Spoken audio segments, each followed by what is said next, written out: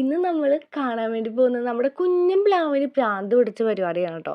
വേറെ ഒന്നുമല്ല, നിങ്ങളുടെ വീട്ടിലും കാണും ഇങ്ങനെ കുഞ്ഞിലേ കഴിക്കണ പ്ലാവും. അതുപോലെ തന്നെ നമുക്ക് ആഗ്രഹവും കാണും വാങ്ങിച്ച് വെക്കണം, ഇങ്ങനെ കാഴ്ച നിൽക്കണമൊക്കെ കാണാൻ എന്നുള്ളത്.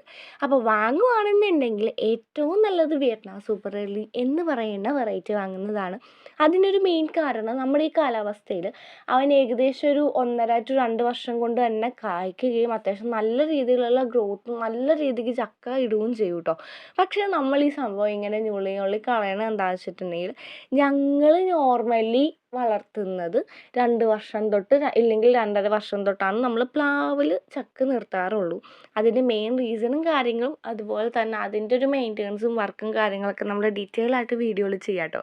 അപ്പോൾ നിങ്ങളുടെ വീട്ടിലിങ്ങനെ കുഞ്ഞും പ്ലാവൊക്കെ ഉണ്ടെങ്കിൽ ആദ്യം തന്നെ ഇത് പറിച്ച് കളഞ്ഞോളൂ. ഒരു 2 കൊല്ലം തൊട്ടൊക്കെ തന്നെ ധാരാളമാണ് ചക്ക വളർത്തിയാൽ മതി. ഓക്കെ, അപ്പോൾ ഇന്നത്തെ വീഡിയോ ഇത്രയേ ഉള്ളൂ. Thank you for watching.